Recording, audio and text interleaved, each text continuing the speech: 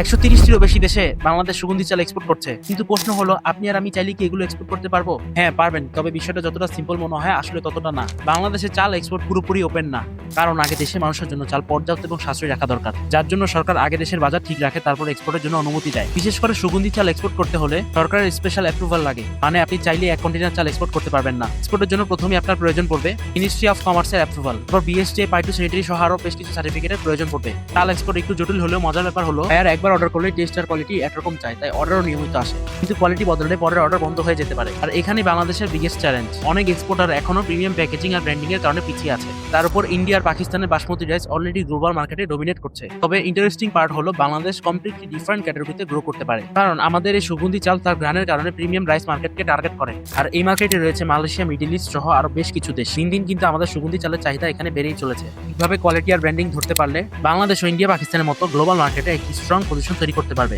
এই টপিকের উপর আরো ডিটেলস ভিডিও চাইলে কমেন্টে রাইস লিখে জানান।